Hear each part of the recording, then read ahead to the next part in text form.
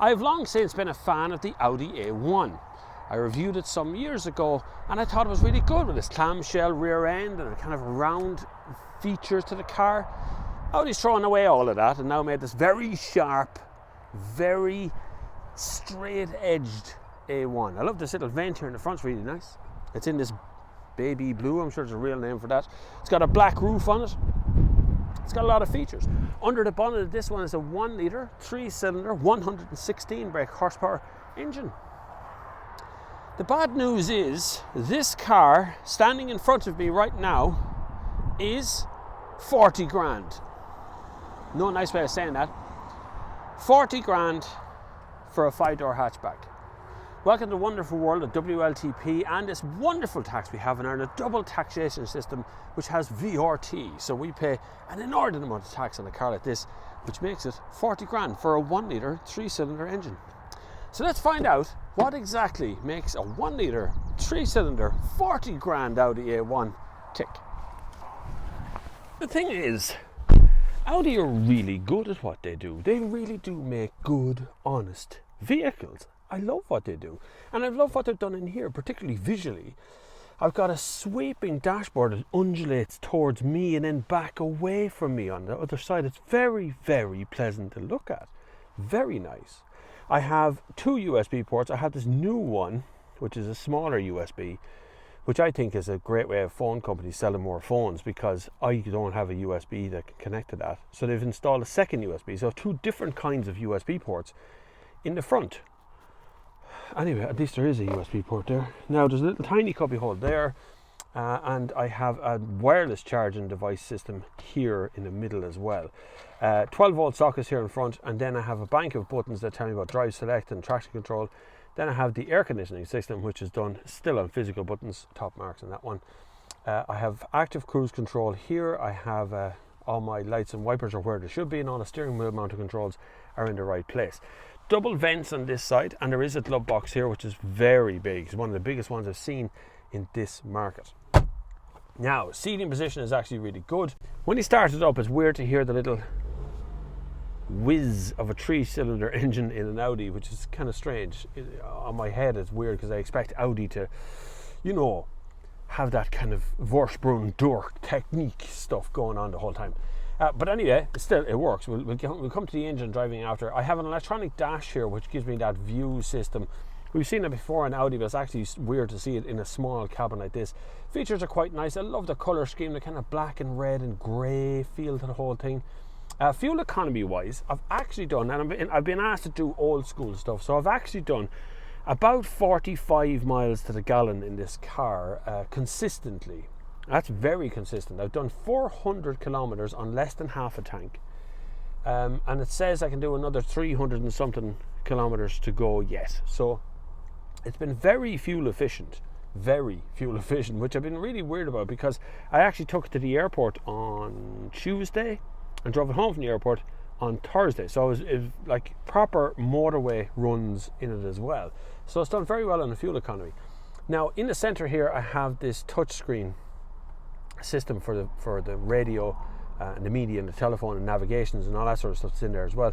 Now navigation is kind of weird because I do have sat nav here and it looks amazing. Like it looks like someone turned the PlayStation screen on. It really is like 60 frames a second stuff. It just looks very good. Telephone, media and radio is all the same as well. Phone apps and shortcuts.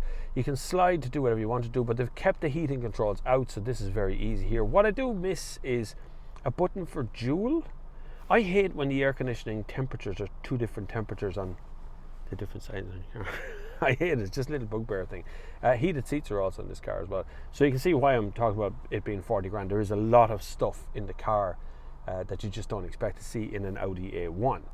But the seating position, comfort-wise, is all Audi. Perfectly Audi in here as well. It feels good. It feels like a nice place to be. If you had your mate sitting here beside you or in the back seat, just a nice little place to be. Good car overall. Now, we have to move on to the back seat. So let's rock and roll. Turn it off there. Let's go, back seat. Okay, so the back seat is, well, I wouldn't say there's a lot of room between me and that seat now. Like, I can't fit my fist between me and the seat in front of me. I have this set, maybe probably a tiny bit too relaxed. It's a little bit too far back, but still it's a bit tight on the old space. There is nothing here. No vents, no controls, no nothing in the middle here. I have an electric window on this side, and we don't have an armrest. We have lights. That's good. Right, I think we'll move on to the boot. Although we can drop the seats here. Well, you can, yeah, one go. As per usual with Audi, yeah, you can drop the seats down one shot, and it goes back up in one shot as well. So that's a bonus point. That's it. You fit 2 people here. You might fit 1 person in the middle, maybe. Let's go to the boot. Small door as well. Probably because of this bit. It's small because of the boot as well. So this is the boot space, right? My big work boots with me today as well, because we're working on all sorts of projects. But plenty of room back here for everything. It's a big boot. It's by no means small or inadequate in any way. There's also more room under here, and they've put in one of those little skinny wheels, which is quite handy as well. This tray can be lifted up and down as well. It can get higher and lower. A first aid kit back here as well. Shopping bag hooks on both sides, big ones, which is really good. And I can drop the seats from back here as well. It does all the work a good boot should. Right, let's go for a spin. Okay, so this is the 1 litre. Listen.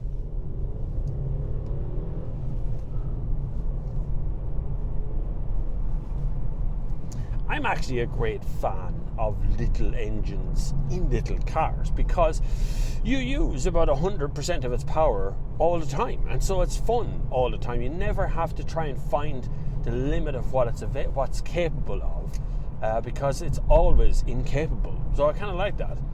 Now this 116 horsepower, it's fine. It shuttles the car around. It actually goes quite nicely out on a motorway particularly. But at lower speeds, the cabin noise is quite high. I do find it's probably down to those kind of skinny tires, and you know, the sporty look comes with its own problems because of space inside the cabin and the cavity noise. But most of the noise seems to come from the back of the car, where the least amount of insulation will be. For the zip to the shops and the dropping the kids to school stuff, this is going to be ideal. It's cute, stylish, does the job incredibly well, looks the part, lots of tech you can play with here as well. So there's a lot going on. I love all that, but the price of the car is mental. 40 grand. It's a lot. For 40 grand a couple of years ago, you could have bought an Audi A4.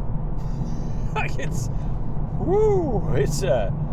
getting up there. Now this has a lot of tech in it, but the gearbox seems a bit vague for an Audi. Normally that's nailed down, so it goes click, click, click, click, click in and out of gears. That one just feels like it's, someone else's gearbox Audi.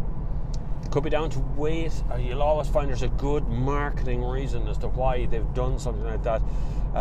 The actual car itself feels nicely planted on the road. It's actually pretty good to handle. Suspension is pretty nice. There's loads of adjustments in my seat, so I can go up and down and get lower and get higher. I can go in and out. There's rake and reach on the steering wheel as well, so there's no problem with any of this stuff. That all works perfectly because it's an Audi in the Vorsprung way. But I can't help but feeling that they're trying to compete in a market that's flooded with small cars, small hatchbacks that are considerably more affordable than this one, even with all this tech. Maybe the way to do it is to buy in at the lowest price point for this Audi A1 and just put up with the lack of kit in it. Who knows? So to round it off for the Audi A1, I think it's a great little happy 5-door hatchback. A 1 litre engine suits it, sweet as a nut little engine actually, does a great job at shuttling the car around, and it's very economical, so I'm quite happy with that. The only thing that makes me unhappy, of course, is the price of this one. The Audi A1 range starts a little bit more affordable, but at 40 grand for the one you actually want, because this is the one you're going to want, 40 grand for a 1 litre engine seems extreme. It is down, of course, to WLTP, but more importantly, VRT, which the SIMI is relentlessly pushing home on us, and VRT must stay as it is. It's an incredible injustice to the Irish market. We are double taxed on everything, which makes the cars look extortionate at the moment. And trust me, it's still going to continue going up. Hopefully by now you've learned all you need to know about the Audi A1, so you can subscribe. Hit the subscribe button there on the bottom of the page and join me for the crazy journey that is my channel. And hopefully you'll be able to join me on many more adventures in the near future. You can hit us every Sunday on the Sunday service, 2 p.m, live stream for 2 hours. You get to ask any bloody question you want. It's become a monster all to itself. It's good crack, actually. I must do a live version of it, like broadcast live version of it. It'd be fun. But anyway, we'll see if that's ahead. If you can support the channel in some way, it'd be absolutely brilliant. If you can't, at least subscribe. But until the next time, I will see you on the far side.